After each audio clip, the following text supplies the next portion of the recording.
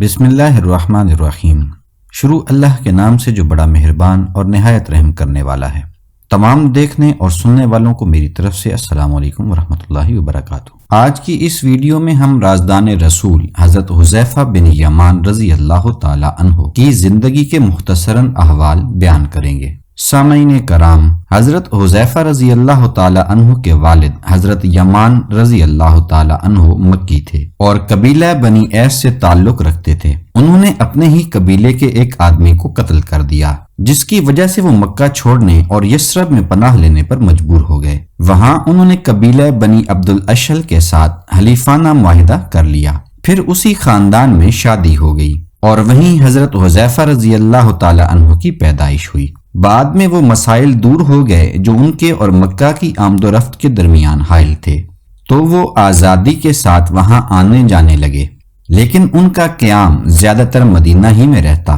ان کی پرورش ایک مسلم گھرانے میں ایسے والدین کی آغوش میں ہوئی تھی جو ابتدا ہی میں اسلام کے ٹھنڈے اور خوشگوار سائے میں آ گئے تھے۔ اس طرح حضرت حذیفہ حضور صلی اللہ علیہ وآلہ وسلم کے دیدار سے مشرف ہونے سے قبل ہی دائرہ اسلام میں داخل ہو چکے تھے۔ حضرت حذیفہ رضی اللہ تعالی عنہ رسول کریم صلی اللہ علیہ وآلہ وسلم کی ملاقات کے بے حد مشتاق تھے۔ اسلام لانے کے بعد سے وہ حضور صلی اللہ علیہ وآلہ وسلم کے حالات اور اوصاف کے متعلق لوگوں سے برابر پوچھتے رہتے اور ان کے دل میں آتش شوق دیدار و زیارت ہمیشہ بھڑکتی رہتی تھی۔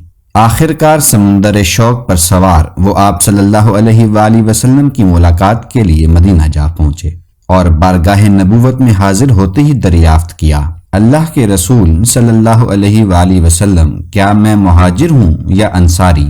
آپ صلی اللہ علیہ وآلہ وسلم نے فرمایا، تم چاہو تو مہاجرین میں شامل ہو جاؤ اور اگر چاہو تو انصار میں شمولیت اختیار کر لو، تمہیں اختیار ہے، دونوں میں سے جو بھی پسند ہو اپنا لو۔ حضرت حذیفہ رضی اللہ تعالی عنہ نے فیصلہ کن لہجے میں کہا، یا رسول اللہ صلی اللہ علیہ وآلہ وسلم، میں انصاری ہوں۔ جب رسول اللہ صلی اللہ علیہ وآلہ وسلم ہجرت کر کے مدینے پہنچے تو حضرت حذیفہ نے حضور صلی اللہ علیہ وآلہ وسلم کی صحبت اختیار کر لی۔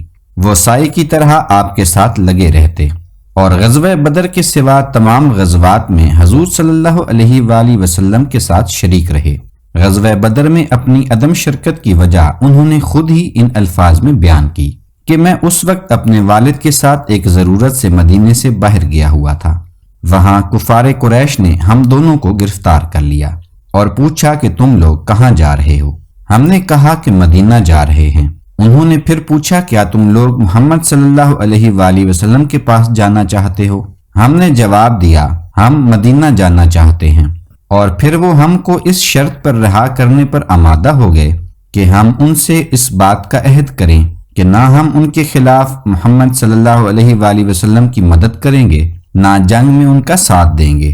یہ عہد لے کر جب انہوں نے ہم کو رہا کیا تو ہم نے مدینے پہنچ کر رسول اللہ صلی اللہ علیہ وآلہ وسلم کو اس صورتحال سے آگاہ کیا اور آپ سے دریافت کیا کہ ایسی حالت میں ہم کیا کریں۔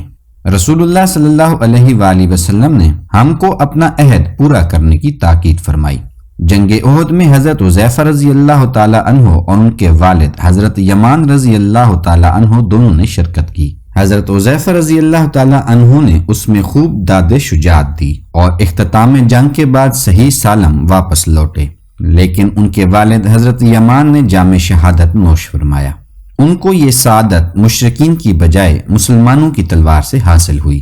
پھر رسول اللہ صلی اللہ علیہ وآلہ وسلم نے چاہا کہ بیٹے کو اس کے باپ کی دیت ادا کر دیں، مگر حضرت حذیفہ نے یہ کہہ کر لینے سے معذرت کر دی کہ وہ شہادت کے طالب تھے اور ان کی مطلوبہ چیز ان کو حاصل ہو گئی۔ اللہ تو گواہ ہے نا، میں نے اپنے باپ کی دیت کو مسلمانوں پر صدقہ کر دیا۔ اس وسیع و ظرفی اور کشادہ دلی نے رسول اللہ صلی اللہ علیہ وآلہ وسلم کی بارگاہ میں ان کا مرتبہ اور بلند کر دیا۔ رسول اللہ صلی اللہ علیہ وآلہ وسلم کا طریقہ یہ تھا کہ وہ صحابہ کرام کی صلاحیتوں کو بھانپ کر ان کے اندر پوشیدہ اور مخفی صلاحیتوں سے ان کی حسب استعداد کے مطابق کام لیا کرتے تھے۔ آپ نے جب اس پہلو سے حضرت حذیفہ کو جانچا تو ان کے اندر 3 اعلیٰ ترین اور غیر معمولی خوبیوں کا انکشاف ہوا۔ ایک تو غیر معمولی ذہانت جس سے کام لے کر وہ مشکل سے مشکل مسائل کو بآسانی حل کر لیا کرتے، دوسری زود فہمی اور حاضر دماغی جس کے ذریعے وہ بہت جلد معاملے کی تہہ تک پہنچ جاتے، اور تیسری چیز رازداری تھی جس پر وہ سختی کے ساتھ کاربند رہتے۔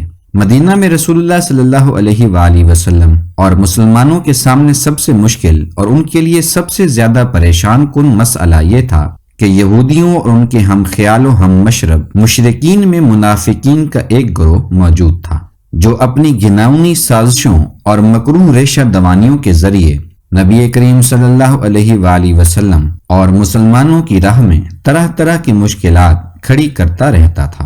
اس لیے آپ صلی اللہ علیہ وآلہ وسلم نے حضرت حذیفہ کو ان تمام منافقوں کے ناموں سے آگاہ کر دیا تھا، اور یہ ایک ایسا راز تھا جس سے حضرت حذیفہ کے سوا کسی دوسرے کو مطلع نہیں کیا تھا، اور یہ خدمت ان کے سپرد کی تھی کہ وہ ان منافقین کی سرگرمیوں اور ان کی حرکات و سکنات پر برابر نظر رکھیں اور ان کی طرف سے پیش آنے والے خطرات کا سدباب اور تدارک کریں۔ اسی وجہ سے حضرت حذیفہ رضی اللہ تعالی عنہ رازدان رسول صلی اللہ علیہ وآلہ وسلم کے لقب سے مشہور ہو گئے۔ یوں تو رسول اللہ صلی اللہ علیہ وآلہ وسلم مختلف مواقع پر بہت سی اہم اور نازک ذمہ داریوں کی ادائیگی میں حضرت حذیفہ رضی اللہ تعالی عنہ کا تعاون حاصل کرتے رہتے تھے، لیکن سب سے مشکل اور خطرناک ذمہ داری جس میں ان کی ذہانت، زود فہمی اور رازداری کا زبردست امتحان تھا، اس وقت ان کے حوالے سے کی گئی تھی جب غزوہ خندق کے موقع پر دشمن نے ہر طرف سے مسلمانوں کا محاصرہ کر رکھا تھا، اور محاصرے کے طول پکڑ جانے کی وجہ سے مسلمانوں کی پریشانیاں اپنی انتہا کو پہنچ گئی تھیں، یہاں تک کہ آنکھیں پتھرا گئیں اور کلیجے منہ کو آنے لگے، اور کتنے ہی مسلمان اللہ تعالیٰ کے متعلق بدگمانی میں مبتلا ہو گئے۔ مسلمانوں کی تو یہ حالت تھی ہی، لیکن قریش اور ان کے حلیف مشرک قبائل کی حالت بھی ان سخت گھڑیوں میں مسلمانوں سے بہتر نہیں تھی۔ ان کے قدم ڈگمگا گئے، خدا تعالیٰ نے ان کے اوپر تیز آندھی کا عذاب مسلط کر دیا تھا جس سے ان کے خیمے الٹ گئے، دیگیں اوندھی ہو گئیں اور ان کے چولہے بجھ گئے۔ تیز آندھی نے ان کے چہروں پر کنکریوں کی بچھاڑ کر دی اور ان کی آنکھوں اور نتنوں کو گرد و غبار سے بھر دیا۔ اس لیے رسول اللہ صلی اللہ علیہ وآلہ وسلم کو حضرت حذیفہ رضی اللہ تعالی عنہ کی صلاحیتوں اور ان کے تجربات سے کام لینے کی ضرورت محسوس ہوئی، اور آپ نے طے کیا کہ کوئی آخری اور فیصلہ کن قدم اٹھانے سے پہلے ان کو رات کی تاریکی میں دشمن کے کیمپ میں بھیج کر اس کے حالات معلوم کر لیں۔ تنے تنہا دشمن کے کیمپ میں جانا موت کے منہ میں جانے کے مترادف تھا، لیکن جذبہ اطاعت کی رہنمائی میں حضرت حذیفہ نے اس مہم کو کس طرح انجام دیا، اس کو انہوں نے خود اپنے الفاظ میں یوں بیان فرمایا ہے۔ اس رات ہم لوگ صفیں باندھے محاذ پر ڈٹے ہوئے تھے، ابو سفیان اور اس کے ساتھی مشرکین ہم سے بالائی جانب صف آرا تھے، اور بنو قریظہ کے یہودی ہم سے نشیب کی طرف تھے۔ ہم لوگوں کو بنو قریظہ کے ان یہودیوں سے اپنے اہل و عیال کے متعلق سخت خطرات لاحق تھے۔ وہ رات ظلمت، ٹھنڈک اور ہواؤں کی شدت کے لحاظ سے محاصرے کی شدید ترین رات تھی۔ ہوائیں اس طرح گرج رہی تھیں جیسے وہ کانوں کے پردے پھاڑ ڈالیں گی، اور تاریکی کا یہ عالم تھا کہ ہمیں اپنے ہاتھ تک دکھائی نہیں دے رہے تھے۔ ایسی سخت گھڑیوں میں منافقین رسول اللہ صلی اللہ علیہ وآلہ وسلم سے اپنے اپنے گھر لوٹ جانے کی اجازت مانگنے لگے۔ وہ کہتے کہ ہمارے مکانات دشمن کے سامنے کھلے پڑے ہیں، حالانکہ دراصل وہ کھلے ہوئے نہ تھے۔ تو منافقین میں سے جو بھی آپ سے جانے کی اجازت مانگتا، آپ صلی اللہ علیہ وآلہ وسلم اسے اجازت مرحمت فرما دیتے، یہاں تک کہ محاذ پر تقریباً 300 آدمی رہ گئے۔ اس وقت نبی کریم صلی اللہ علیہ وآلہ وسلم اپنی جگہ سے اٹھ کھڑے ہوئے اور ایک ایک کر کے ہم میں سے ہر شخص کے پاس تشریف لائے۔ آپ صلی اللہ علیہ وآلہ وسلم میری طرف بھی آئے۔ اس وقت ٹھنڈک سے بچاؤ کے لیے میرے پاس صرف بیوی کی ایک ہلکی سی چادر تھی جو میرے گھٹنوں تک بھی نہیں پہنچتی تھی۔ حضور صلی اللہ علیہ وآلہ وسلم میرے قریب آئے، میں زمین پر گھٹنوں کے بل بیٹھا ہوا تھا۔ آپ صلی اللہ علیہ وآلہ وسلم نے پوچھا، کون ہے؟ میں نے جواب دیا کہ حذیفہ۔ میں فاقے اور سردی کی شدت کے مارے زمین کی طرف سمٹ گیا اور بولا، ہاں اے اللہ کے رسول، میں حذیفہ ہوں، حذیفہ بن یمان۔ آپ مجھ سے قریب آ گئے اور سرگوشی کے انداز میں فرمایا، تم چپکے سے دشمن کے کیمپ میں جاؤ اور اس کے حالات معلوم کر کے مجھے آگاہ کرو۔ حکم سن کر انتہائی خوف اور سخت ٹھنڈک کے باوجود میں نے موت کی وادی کی سمت قدم اٹھا دیے اور آپ کی زبان مبارک سے میرے لیے دعا کے الفاظ نکلے کہ اے اللہ اس کی حفاظت فرما، اس کے سامنے سے، اس کے پیچھے سے، اس کے دائیں سے، اس کے بائیں سے، اس کے اوپر سے اور اس کے نیچے سے۔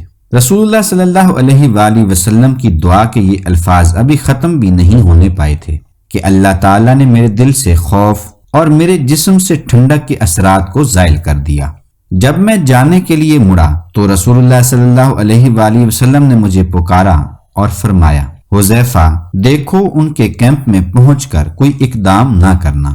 میں نے کہا بہت اچھا، اور خاموشی کے ساتھ تاریکی کے پردے میں چلتا ہوا مشرکین کے لشکر میں پہنچ گیا اور ان کے درمیان اس طرح گھل مل گیا گویا میں انہی میں سے ایک فرد ہوں۔ میرے پہنچنے کے کچھ ہی دیر کے بعد ابو سفیان ان کے درمیان تقریر کرنے کے لیے کھڑا ہوا۔ اس نے کہا، قریش کے لوگوں، میں تم سے ایک بات کہنا چاہتا ہوں، مگر مجھے اس بات کا اندیشہ ہے کہ کہیں یہ بات محمد تک نہ پہنچ جائے، اس لیے تم میں سے ہر شخص اپنے بغل والے کو اچھی طرح سے دیکھ لے۔ میں نے اپنے پہلو میں بیٹھے آدمی کا ہاتھ پکڑا اور اس سے پوچھا کہ تم کون ہو؟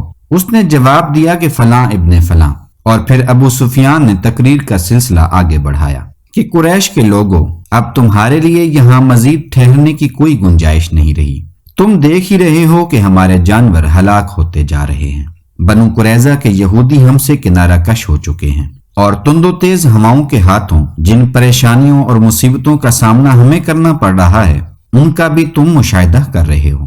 اس لیے اب بہتر یہی ہے کہ یہاں سے کوچ کر چلو، میں خود بھی واپس جا رہا ہوں۔ یہ کہہ کر وہ اپنے اونٹ کے پاس آیا اور اس کے گھٹنے سے بندھی ہوئی رسی کو کھولا اور پھر اس پر سوار ہو کر اسے ایک کوڑا رسید کیا۔ اونٹ اچھل کر کھڑا ہوا اور اپنے سوار کو لے کر روانہ ہو گیا۔ اگر رسول اللہ صلی اللہ علیہ وآلہ وسلم نے واپسی سے پہلے مجھے کسی اقدام سے روک نہ دیا ہوتا تو اس وقت تیر مار کر ابو سفیان کو قتل کر ڈالنا میرے لیے بہت آسان تھا۔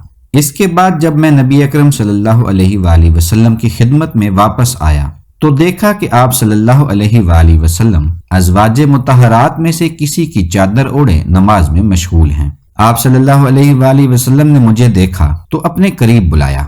میں جا کر آپ صلی اللہ علیہ وآلہ وسلم کے قدموں میں بیٹھ گیا اور آپ نے میرے اوپر اپنی چادر کا ایک کنارہ ڈال دیا۔ میں نے پوری رپورٹ خدمت اقدس میں پیش کر دی، جسے سن کر آپ صلی اللہ علیہ وآلہ وسلم بہت خوش ہوئے، اس پر اللہ کی تعریف کی اور اس کا شکر ادا کیا۔ جب ان کا مرض الموت شدت اختیار کر گیا اور وقت موت قریب آ پہنچا تو کچھ صحابہ کرام رات کے پچھلے پہر ان کی عیادت کو تشریف لائے۔ حضرت حذیفہ نے دریافت فرمایا کہ یہ کون سا وقت ہے؟ جب ان کو بتایا گیا کہ اب صبح ہونے والی ہے تو فرمایا کہ میں اللہ کی پناہ مانگتا ہوں اس صبح سے جو مجھے جہنم میں پہنچا دے۔ پھر ان سے پوچھا کہ کفن لائے ہو؟ کہا گیا ہاں لائے ہیں۔ تو فرمایا دیکھو میرے کفن میں غلو سے کام نہ لینا، اگر اللہ تعالیٰ کے ہاں میرے لیے خیر ہے تو وہاں مجھے اس سے اچھا لباس مل جائے گا۔ پھر کہنے لگے، اے اللہ تو جانتا ہے کہ میں ہمیشہ فقر کو غنا پر، تواضع کو تکبر پر اور موت کو زندگی پر ترجیح دیتا رہا۔ پھر ان کی پاک روح کف سے خاکی کو چھوڑ کر اپنے ابدی اور دائمی آشیانے کی طرف پرواز کر گئی۔ انا للہ و انا الیہ راجعون۔ دعا ہے کہ اللہ پاک ہمیں بھی دنیا اور آخرت کی کامیابیوں سے نوازے۔ آپ سب سے درخواست ہے کہ ہماری ویڈیو کو لائک اور شیئر ضرور کیا کریں، اور جنہوں نے ہمارے چینل کو سبسکرائب نہیں کیا وہ سبسکرائب کر لیں۔